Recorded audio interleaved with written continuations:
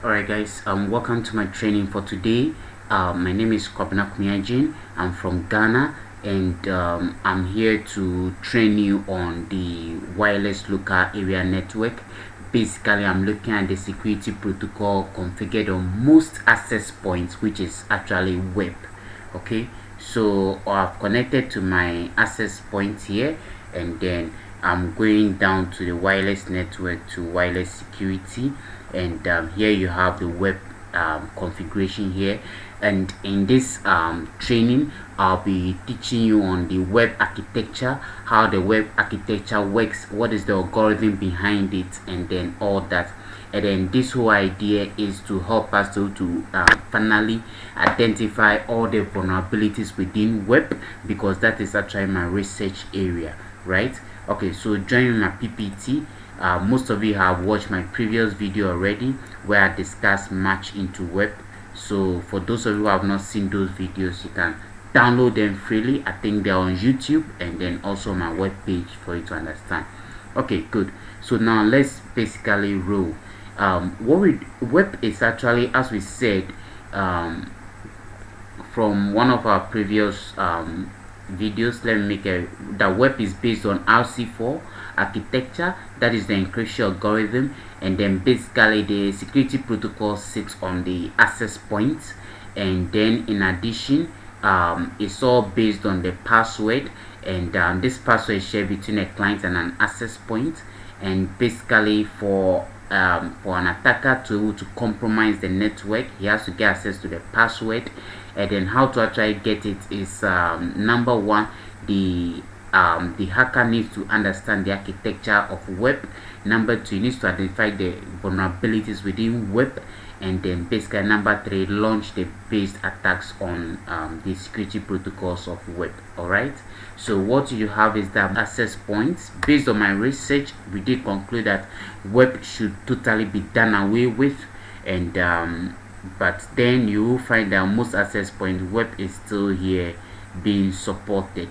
Alright, so at the end of this training, you understand the WEP architecture, and then finally we will find the vulnerabilities and all that, and hack it to WEP, so that companies will begin to protect their networks from using WEP. If you're using WEP, you have to stop it, because my survey showed that almost I got around 9.1% of the access points I surveyed in my country were still using WEP, and that was too catastrophic for us.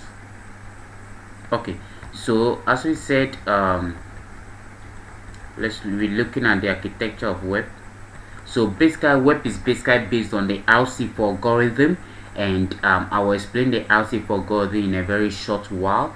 Alright, what normally do is that you are asked to input a password into WEP. If you do come here, you will find the password which is actually being put into WEP. This is the password. Alright, so this password that you enter here, which is also the key, what happens is that the key is entered into the RC4 algorithm, and then at the end of the day you generate a key stream, right?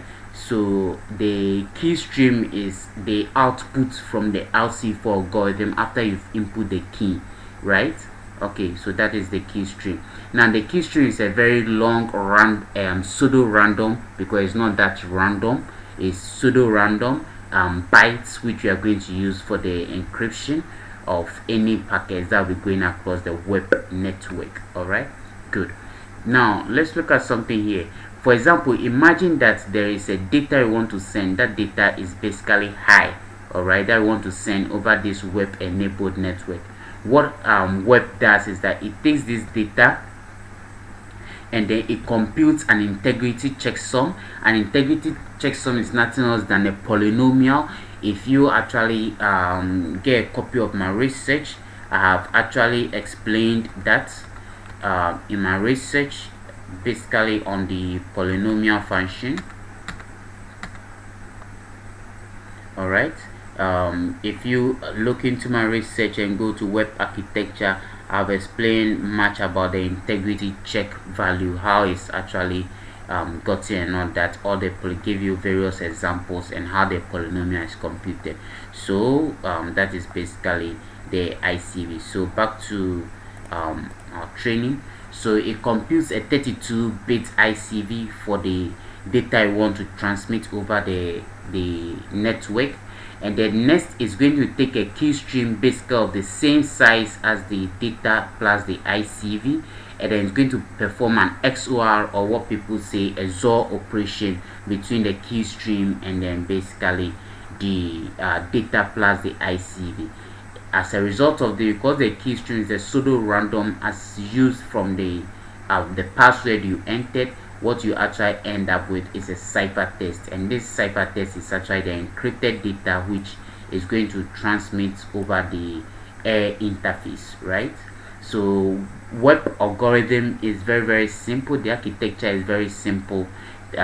Use a key, enter into the RC4 algorithm. From the RC4 algorithm, generate a key stream bytes, XOR it with the data you want to encrypt, compute an ICV, and then basically encrypt it together.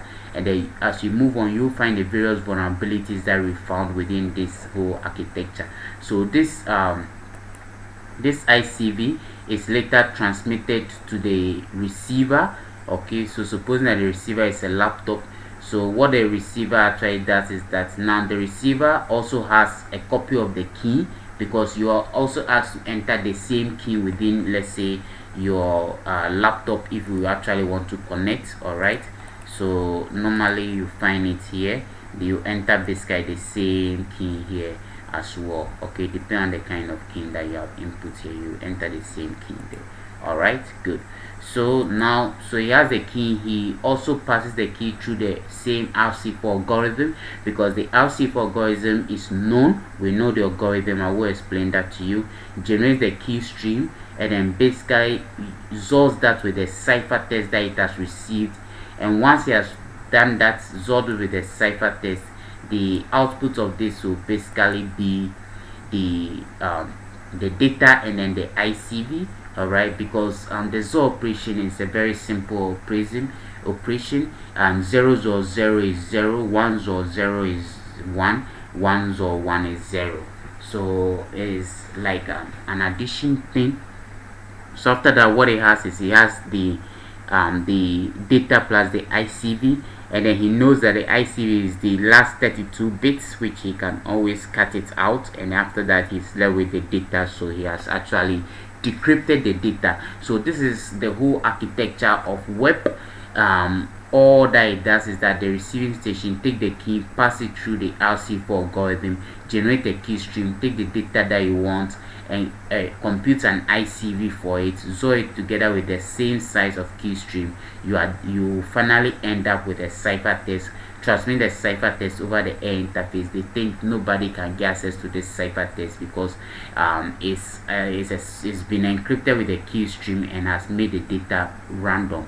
So that is what they think, but we'll find ways to actually decrypt, get eavesdrop on this ciphertext and actually decrypt and get back these things, because it's actually a symmetric key algorithm. So you take the same key at the receiver station, pass it through the algorithm, generate the key stream, XOR it together with the received ciphertext, and there you are. So if an attacker can get access to the key, he can do the same thing, or if he can get access to this key stream bytes, all right, he can do the same thing. However, pay attention here. You know that for most algorithm, what you put in is what you actually get out. So to make it more randomized, it means that the key that you enter here should be changed continuously, because if you enter the same key, your output will be the same. If you enter a different key, your output will be different for that key that you've entered, right? However, you know that on WEP, what the manufacturers basically did was to configure static keys for WEP. Like you just have just one key which will basically be running in WEP, all right? And then most times, even for corporate organizations, they don't even change their WEP key. It remains static for a very long time.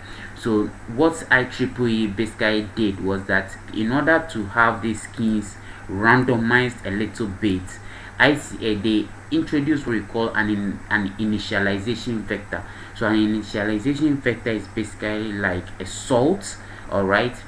It's actually a 24-bit randomized value, and then by 24 bits, that means that 2 exponent 24, almost 60 million IVs can be generated, which will be unique per packet.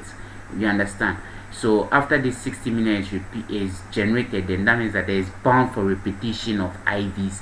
And then this also is something we explore within our research, and then we found out that we can make use of IV regeneration and use that to actually decrypt web packets without knowledge of the key, right? And it's also a way for us to actually hack into the key as well.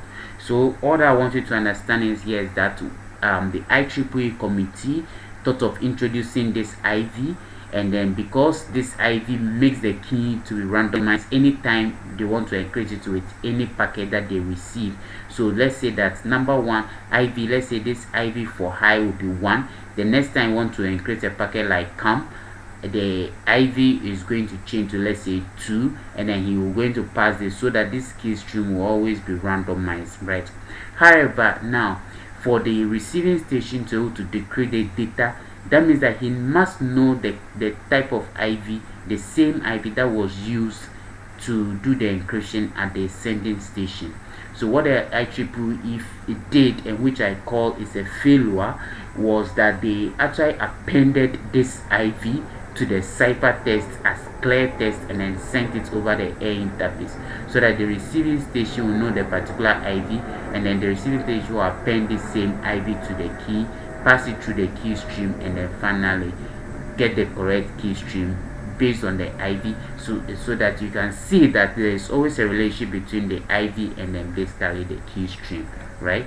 What IV you put in has its own unique key stream that basically generates, but this IV was just 24 bits. So the RC4 basically algorithm, let's talk about figures now. The RC4 algorithm takes either a 64 or 128 bit key.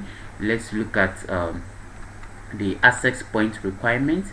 So you can see here that we have 64, 128, basically 152 is been increased a little, but most times RC4 basically takes 64, 128, no big deal.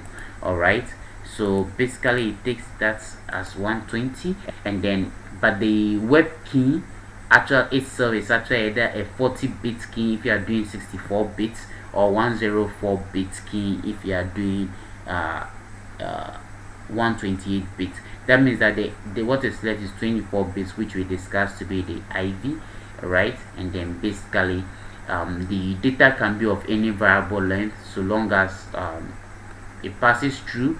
Then the IC is 32 bits, and then that means that the key stream generated should be of a variable length depending on the size of this we explained, and then the IV 24 bits is appended to the cipher text and transmitted over the air interface, and it gets all the way to the decryption process, and then you get that, right? Good.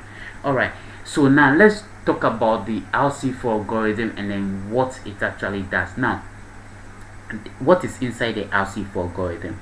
Now, to break web, it's very important for you to understand the RC4 algorithm and then how the RC4 algorithm works, so that you can do the reverse engineering. All right, now the RC4 algorithm basically consists of two parts. Number one is the KSA. All right, the KSA, I'll explain much into the KSA, the key scheduling algorithm, and then the PRGA, the pseudo random generation algorithm, right? Now the KSA is a very simple algorithm. All that it says that for every I which is equal to j, initialize everything to 0. That is the basic thing that it does first, and then after that, what it says that for every I from 0 to 255, because that's the block of cipher, the stream cipher from 0 to 255, okay, bits. All right, do as follows. That by that the j will also going to vary, as j is going to be the previous j plus s evaluated at I. So if s of 0, that will be the s of 0, right? And then the key is also turned up into a stream, basically. So if the key at key by 0 will be put in here mode 256 to generate j. Once you generated j, what happens is that it says that you should swap s of I with s of j. He's just trying to randomize the data a little bit. All right, still within the KSA. Okay, so this is actually what happens is, as soon as you input the key is turned into key bits, or basically key bytes, and then through this algorithm of S of I, the initialization, I will explain everything to detail. Just understand at this stage you just need to know the algorithm, so you just have to swap that. Now after you've done all these various swapping for 255 interrelations, all right, you'll be looking at that. The next phase of it is to enter it into a PRGA, and then what a PRGA basically says that initialize everything to 0, and then this time increment I by 1, mode 256, and then basically increment J also by S of I plus J mode 256 as well. Now that you've basically done that, what is next? It says that do more swapping of SI and SJ, all right, bytes. Okay, and then after doing this swap, the next thing that you actually going to have is that now your generated key, all right, or basically the generated key string, all right, is now going to be the S of I, the summation of S of I and then S of J, all right, or what value you get, you find the S of that value within the swapped data that you have, mode 256, and that gives you the key. So this is actually all about the RC4 algorithm, right? Let's take a very typical example to understand this RC4 algorithm very well. Okay, this is just the pseudo random, the pseudo code. Okay, so now here in KSA, what we just said is that the first thing that we should initialize everything called the S box to 0, all right, and then after that, for every I is equal to this, that means that S of I actually becomes I. So in this scenario, what happens is that if you actually have an S box, all right, what happens is that at this algorithm, at this stage of the algorithm, S box is S of I is equal to I. That means that S evaluated at 0 will be 0, S evaluated at 1 will be 1, S evaluated at 2 will be 2, S evaluated at 3 will be 3, all the way up to 255. Okay, so this is the array of the X box just at the first stage. Now after this, what it says is that now supposing that the password to this network is actually key, let's say that that is the what you actually input here, all right.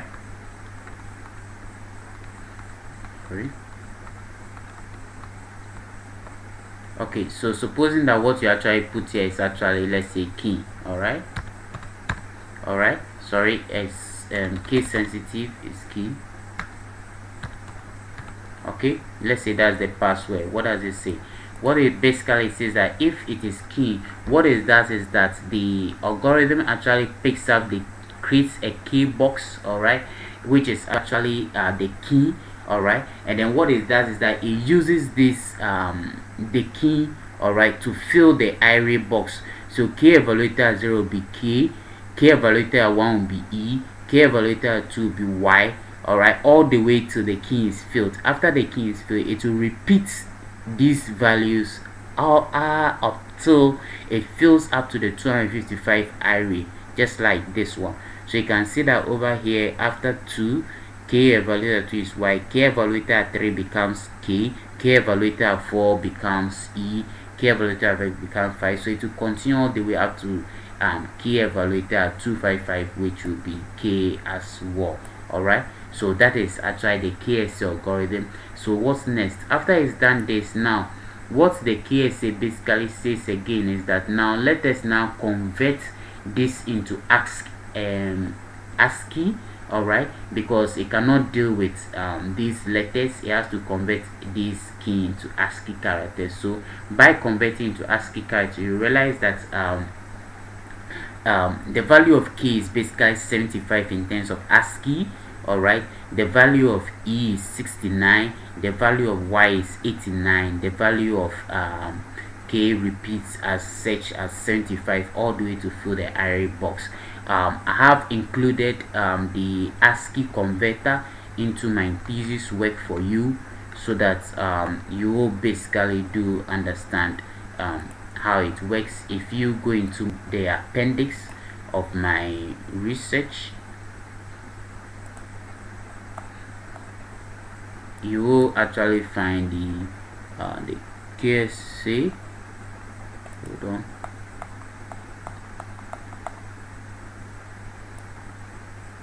Okay, so you can find the various ASCII characters here, which is something you can easily search on Google and then you can find.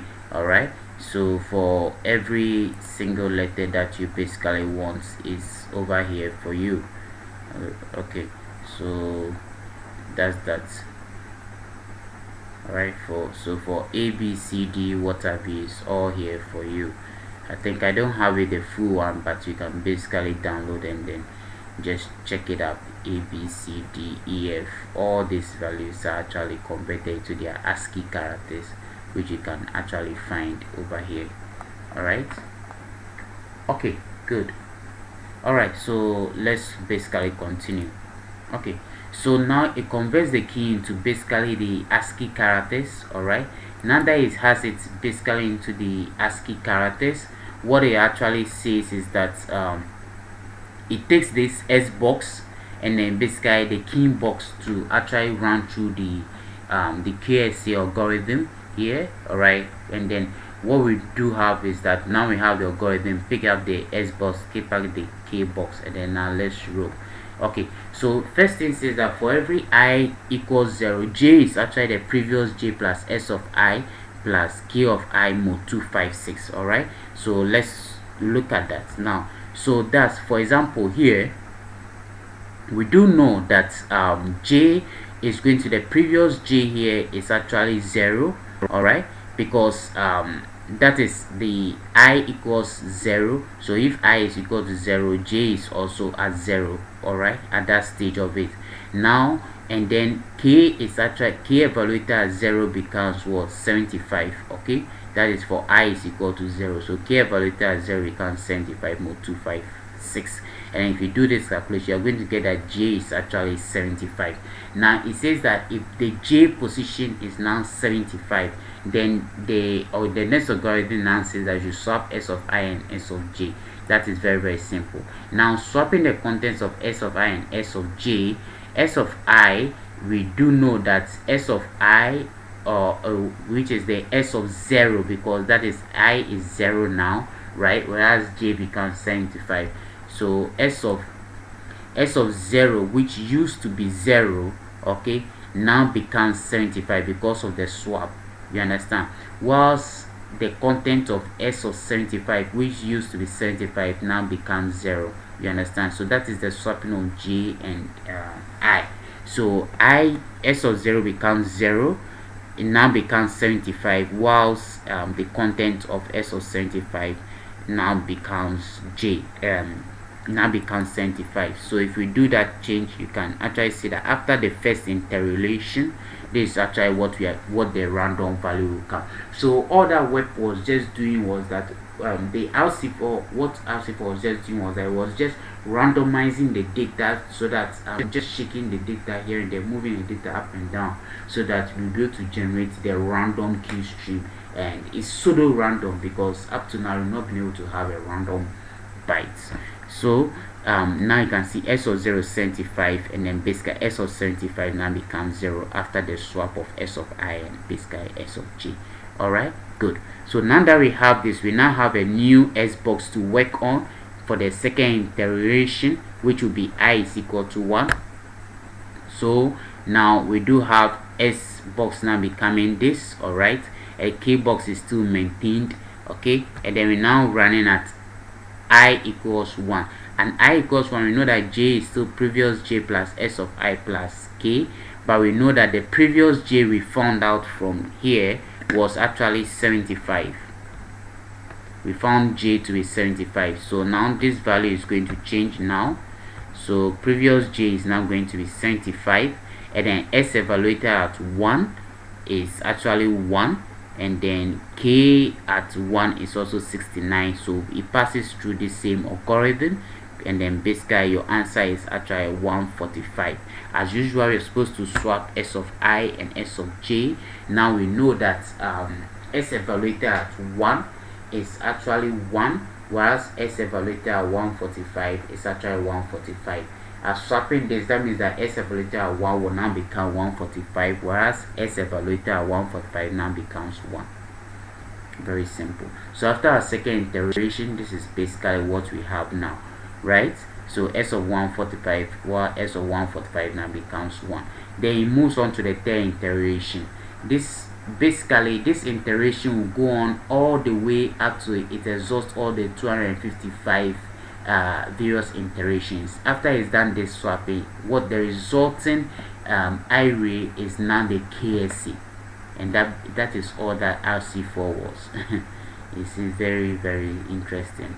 All right, it really took me a long time to actually study various documents, understand it, and then make this video so simple for you to understand how the KSA is basically generated. So here we are with the KSA, the resulting KSA. It moves like this: position 0, position 1, position 2. It moves all the way like that to 60, and then counts this way like that, counts like that, counts like that, counts like that, counts like that. So this is the 255th iteration value for the KSA. So after this, we have the KSA fully completed. Now that we've done with the KSA, now the next thing is to basically it could have used KSA just to do the encryption, but it still felt that it should do more of swapping here and there. So it introduced the PRGA, you understand, so that it makes it will do more of randomization to the data. So now it's like a frame. So we have the KSA, and then basically it picked the I equals 0 up to 255, which we've already explained here for you. So position 9 condensed to position 9 in that order.